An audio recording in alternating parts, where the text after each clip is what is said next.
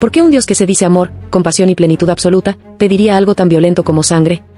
¿Por qué los inicios de la fe estuvieron marcados por la carne quemada, el olor del sacrificio, el fuego devorando animales, y a veces, personas? ¿Qué clase de entidad, supuestamente perfecta y completa en sí misma, necesitaría que un ser inferior le rinda tributos tan grotescos para demostrar amor, lealtad o sumisión? ¿Acaso el creador del universo entero requeriría de rituales humanos para sentirse honrado? La Biblia es clara desde sus primeras páginas. Desde Caín y Abel, el sacrificio marca la relación entre Dios y el hombre. Uno ofrece frutos, el otro, animales. El que derrama sangre es el que agrada. Y así comienza la historia. Aparentemente, Dios prefiere el aroma del sacrificio animal. Esa inclinación ya nos dice algo. ¿Por qué rechazar las ofrendas pacíficas? ¿Por qué validar la violencia como forma de comunión divina? La escena fundacional es ya perturbadora, pero se vuelve aún más cuando se institucionaliza. Avancemos hasta Abraham. Un hombre fiel, devoto, el modelo de obediencia. Y un día, escucha una voz. No una cualquiera, sino la de Dios. ¿Y qué le pide? Sacrifica a tu hijo. No a un cordero, ni una paloma, ni una moneda simbólica. No. Su propio hijo. Su carne. Su sangre. Su legado. Su amor encarnado. El hijo por el cual esperó años, y que le fue prometido como bendición. ¿Y qué hace Abraham? Obedece. Sin pestañear. Lo lleva a la montaña, lo amarra, y alza el cuchillo. Solo en el último instante, esa misma voz le detiene la mano y le ofrece un carnero como sustituto. Pero la prueba fue real. El acto, crudo. El mandato, escalofriante.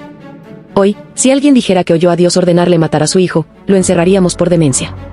Pero en aquel tiempo, era un acto de fe. Y no un acto aislado. Porque en la historia del Antiguo Testamento, el sacrificio era ley. Reglas detalladas en Levítico, Éxodo, Números. Se exigía sangre para perdón, carne para gratitud, muerte para celebración. Corderos sin defecto. Toros. Palomas. A veces, incluso, humanos. El caso más espeluznante es el de Jefté, en Jueces 11. Promete a Dios que si gana la batalla, sacrificará a lo primero que salga de su casa para recibirle. Gana. ¿Y quién sale es su hija? Su única hija. ¿Y qué hace? Cumple su promesa. La mata. La sacrifica. ¿Y qué dice Dios? Nada. Ni una palabra. Ni una desaprobación. Ni una intervención. Solo silencio. ¿Cómo reconciliar esto con la imagen de un Dios de amor? ¿Cómo justificar que la sangre sea el precio de la fidelidad? ¿Y qué decir de Moloc, aquel dios cananeo que exigía niños como ofrenda, arrojados vivos al fuego? La Biblia lo condena, pero con una extraña ambigüedad. Algunos estudiosos han encontrado similitudes entre los cultos a Yahvé en sus etapas más antiguas y los rituales de Moloc. Incluso ciertos textos parecen confundirlos. ¿Y si en su origen, Yahvé no fue tan diferente? ¿Y si el dios del trueno, de la guerra, del sacrificio, evolucionó con el tiempo, domesticado por sacerdotes posteriores? La historia de las religiones nos muestra que los dioses de las primeras civilizaciones eran exigentes, hambrientos, terribles. El dios sumerio Enlil mandaba diluvios. Baal reclamaba víctimas. Los aztecas ofrecían corazones palpitantes a Huitzilopochtli. Los fenicios aplacaban a sus dioses con fuego. ¿Por qué el dios hebreo sería una excepción? Tal vez fue uno más entre el panteón. Uno que se impuso. Uno que evolucionó. Uno que ganó la guerra divina de los relatos y quedó como el único. El eterno. Pero no sin rastros de su pasado violento. Muchos defienden que Jesús vino a cambiar todo. Que con él terminó el sacrificio, porque él fue el último cordero. Pero la pregunta incómoda es, ¿no fue también su muerte otro sacrificio humano? Un ser inocente, torturado, colgado, desangrado, para aplacar la ira de Dios. ¿Qué clase de justicia es esa? ¿Qué clase de amor necesita ver morir a su hijo para perdonar a los demás? La teología cristiana repite que Jesús murió por nuestros pecados. Pero, ¿quién pidió esa muerte? ¿Dios? ¿Entonces no cambió nada? La cruz, lejos de ser redención, parece perpetuar el ciclo de la sangre. El Hijo, otra vez, como ofrenda. La obediencia como supremo valor. El dolor como camino. El silencio como respuesta. ¿Y si el cristianismo no rompió con el pasado sangriento, sino que lo refinó, lo espiritualizó? Antes mataban corderos, ahora basta con recordar a uno muerto. El altar cambió de forma, pero sigue presente. La liturgia católica repite, este es mi cuerpo, esta es mi sangre, que será derramada. ¿No es eso una reminiscencia del altar del templo? ¿No es eso la continuación simbólica del sacrificio? ¿Y si la misa no es más que una versión ritualizada del sacrificio animal, un eco eterno de aquella necesidad ancestral de ofrecer sangre al cielo? Y entonces, la pregunta vuelve, ¿por qué una inteligencia superior, creadora de galaxias, necesitaría que sus criaturas le rindan culto con muerte? ¿Es hambre divina, o es miedo humano? Porque si somos honestos, el sacrificio no parece tener sentido para Dios. Lo tiene para nosotros. Porque el ser humano, desde que es consciente, teme. Teme al caos. Teme al vacío. Teme a la muerte. Y entonces, crea rituales para controlar lo incontrolable. Para sentir que hace algo. Que protege a su tribu. Que se libra de la culpa. Que agrada a lo que no entiende. En los textos de René Girard, se plantea que el sacrificio surgió como mecanismo de canalización de la violencia social. Se elige una víctima, un animal, un humano, un chivo expiatorio, y al ofrecerlo, se pacifica a la comunidad. La sangre calma, une, purifica. El problema es que este mecanismo se institucionaliza y se vuelve divino. Lo que nació como estructura social, se convierte en mandato divino. Y ya no se puede cuestionar. Pero hay textos que sí lo hicieron. Profetas que se atrevieron a levantar la voz.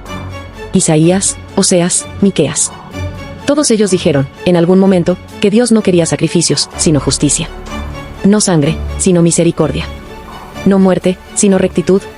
¿Y qué hizo el sistema religioso con estos profetas? Los ignoró. O los mató. Porque cuestionar el sacrificio es cuestionar el poder.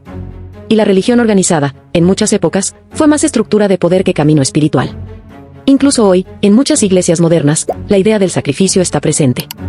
Ya no se mata animales, pero se predica el sufrimiento como virtud. El sacrificio del placer. El ayuno. La negación. El dolor como mérito. La obediencia ciega. ¿Y si todo eso es herencia de un culto más antiguo? ¿Y si el verdadero mensaje espiritual es otro? No necesitamos sangrar, ni sufrir, ni obedecer ciegamente. Lo que necesitamos es comprender. Abrir los ojos. Romper el ciclo. Pero para eso hay que hacer preguntas incómodas. Como esta, ¿y si Dios nunca pidió sangre? ¿Y si fueron los hombres quienes se la ofrecieron, y luego dijeron que era su voluntad? Porque en muchas partes de la Biblia, Dios parece humano. Se arrepiente. Se enfurece. Se pone celoso. ¿Qué clase de ser omnipotente actúa así? ¿O es que esas narraciones son reflejo de nuestros propios temores, nuestras proyecciones, nuestras sombras? La arqueología ha revelado que muchos textos del Antiguo Testamento fueron escritos y reescritos en distintos contextos políticos. Reyes necesitaban legitimar su poder. Sacerdotes querían controlar el templo. Y entonces, atribuyen mandatos a Dios. El sacrificio no era solo un acto espiritual. Era una economía. Una estructura. Un negocio. Se ofrecía, se compraba, se controlaba. Hoy, aunque no lo veamos, muchos predicadores modernos piden otro tipo de ofrendas.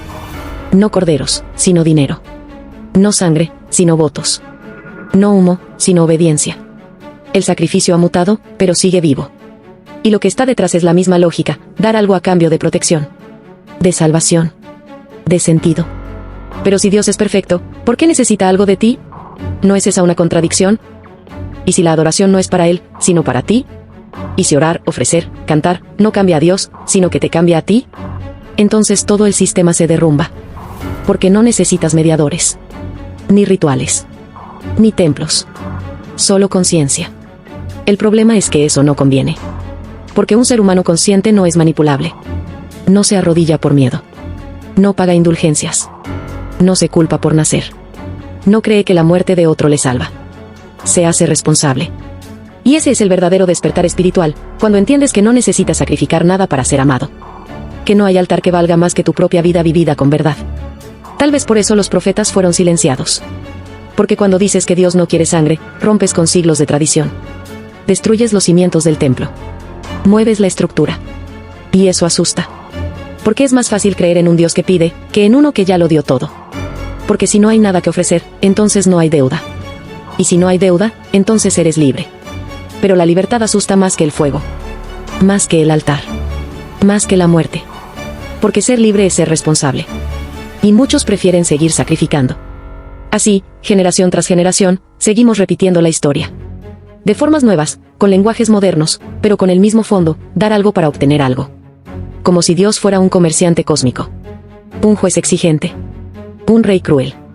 Pero, ¿y si no lo es? ¿Y si nunca lo fue? El verdadero Dios no quiere ofrendas, sino comprensión. Nunca pidió que muera nadie, sino que vivas con conciencia. Es ahí donde todo cambia. Y entonces, por fin, la fe deja de estar construida sobre cenizas, huesos y fuego. Y empieza a edificarse sobre luz, verdad y libertad.